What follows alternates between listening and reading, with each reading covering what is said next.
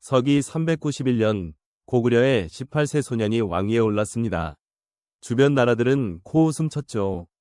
백제는 어린애가 뭘 알겠어라고 했고 후연은 고구려를 아예 무시했습니다. 22년 후 그 소년은 64개 성과 400개 마을을 정복하고 한반도 역사상 가장 넓은 영토를 가진 왕이 됩니다. 그의 이름은 광개토대왕. 한자로 풀면 넓은 땅을 연 위대한 왕입니다. 요즘 말로 하면 별명이 영토 확장 먼치킨인 셈이죠. 근데 재밌는 건 이 이름은 죽고 나서 붙은 겁니다. 살아있을 때 이름은 담덕. 오늘은 이 담덕이라는 청년이 어떻게 전설이 되었는지 그 이야기를 해보겠습니다. 4세기 말 동아시아. 중국은 5호 16국 시대로 완전 난장판이었고 한반도에는 고구려, 백제, 신라가 서로 으르렁거리고 있었습니다. 특히 백제와 고구려는 철천지 원수. 매년 국경에서 피 튀기는 전쟁을 했죠. 담덕의 아버지는 고구경왕. 이분이 좀 고생을 많이 하셨어요. 385년 후연의 모용수가 고구려를 침략합니다. 고구경왕은 싸워봤지만 대패했습니다. 결국 후연의 볼모로 동생을 보내야 했죠. 나라의 왕이 다른 나라에 인지를 보낸 겁니다. 이 굴욕을 어린 담덕이 지켜봤습니다.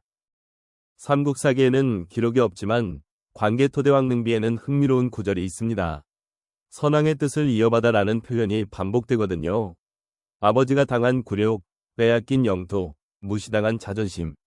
어린 담덕은 이것들을 가슴에 새겼을 겁니다. 내가 왕이 되면 반드시 되갚아주겠다고요. 391년 고구경왕이 세상을 떠나고 담덕이 왕위에 오릅니다. 나이 불과 18세. 신하들은 걱정했습니다. 주변국들은 비웃었죠. 하지만 담덕은 즉위하자마자 모두의 예상을 뒤엎는 일을 벌입니다. 즉위 첫 해 담덕은 4만 대군을 이끌고 백제를 칩니다. 4만이요. 18살짜리가 첫 출근하자마자 4만 명 데리고 전쟁 간 겁니다. 백제의 아신왕은 당황했죠. 아니, 갓 즉위한 애가 뭔 자신감이야? 결과요? 고구려의 압승. 담덕은 10개 성을 함락시킵니다. 여기서 멈추면 광개토대왕이 아니죠. 395년 거란의 패려 부족 정벌. 600개 부락을 복속시킵니다. 396년 다시 백제 공격. 이번엔 직접 수군을 이끌고 한강까지 진격합니다. 백제 아신왕은 결국 항복. 왕의 동생과 대신 10명을 볼모로 보냅니다. 기억나시죠? 담덕의 아버지 고구경왕이 후연의 동생을 볼모로 보냈던 그 굴욕. 이제 그걸 백제에게 똑같이 돌려준 겁니다. 오늘날로 치면 아버지 회사 망하게 한 경쟁사를 아들이 인수합병한 느낌이랄까요. 하지만 담덕의 목표는 백제가 아니었습니다. 진짜 타겟은 북쪽, 요동. 아버지를 굴욕시킨 후연이 있는 곳이죠. 400년 광개토대왕은 북으로 방향을 틀었습니다. 이때부터가 진짜 레전드의 시작입니다.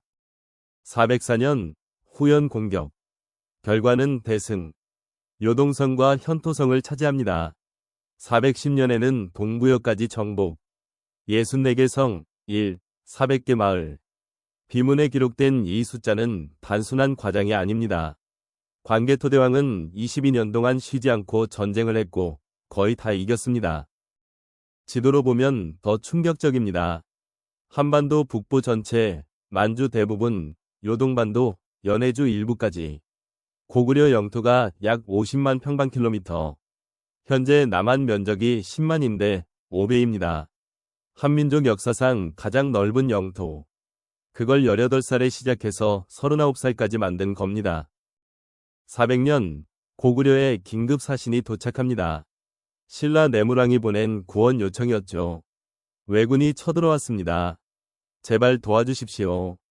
당시 신라는 약소국이었고 외와 가야연합군에게 수도까지 위협받는 상황이었습니다. 신하들은 반대했습니다. 우리가 왜 신라를 도와야 합니까? 북쪽 정벌에 집중해야 합니다. 맞는 말이었죠. 군사를 나누면 위험해집니다. 하지만 광개토대왕은 다르게 생각했습니다. 신라가 무너지면 다음은 우리 차례다. 광개토대왕은 5만 대군을 신라로 보냅니다. 고구려군은 낙동강까지 내려가 왜군을 격파합니다. 비문에는 왜적이 크게 무너졌다고 기록되어 있죠. 이 전쟁 이후 신라는 고구려의 영향권 아래 들어갑니다. 훗날 신라가 삼국을 통일하게 되는데 아이러니하게도 그 씨앗은 광개토대왕이 뿌린 셈입니다. 하지만 전쟁에는 대가가 따릅니다. 22년간 쉬지 않은 원정. 수만 명의 병사가 죽었고 백성들은 전쟁 비용을 감당해야 했습니다. 역사책에는 승리만 기록되지만 그 이면에는 무수한 희생이 있었습니다. 광개토대왕 자신도 그 대가를 치르게 됩니다. 413년 광개토대왕이 39세의 나이로 세상을 떠납니다. 그의 아들 장수왕은 아버지를 위해 거대한 비석을 세웁니다. 높이 6.39m, 무게 37톤. 1800자가 새겨진 이 비석이 바로 광개토대왕 냉비입니다. 그런데 이 비석에 흥미로운 내용이 있어요. 단순한 정복 기록이 아닙니다. 비문 첫 부분에 이렇게 적혀 있습니다. 시조 추모왕은 천재의 아들이요. 어머니는 하백의 따님이시다. 주몽신화부터 시작하는 거예요.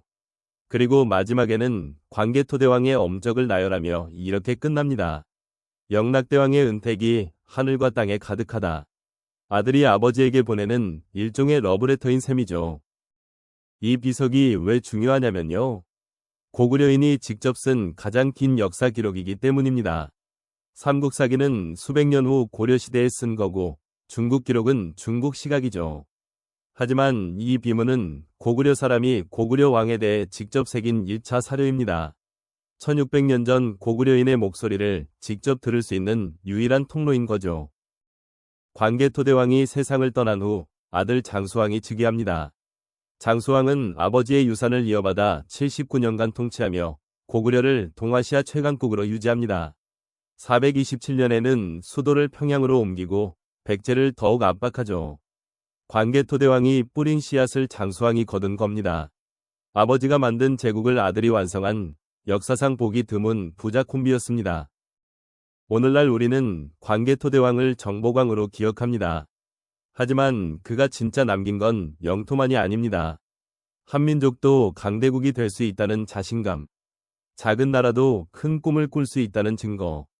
18세 소년이 보여준 그 가능성이 1600년이 지난 지금도 우리에게 말하고 있습니다. 할 수 있다고요. 광개토대왕 능비는 지금 중국 지린성 지안시에 있습니다. 원래 그 땅이 고구려 땅이었으니까요.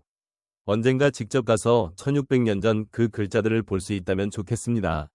오늘 이야기가 재미있으셨다면 구독과 좋아요 부탁드립니다. 다음에는 장수왕 이야기로 찾아오겠습니다. 광개토대왕의 아들은 과연 아버지를 뛰어넘었을까요? 그 이야기 기대해주세요.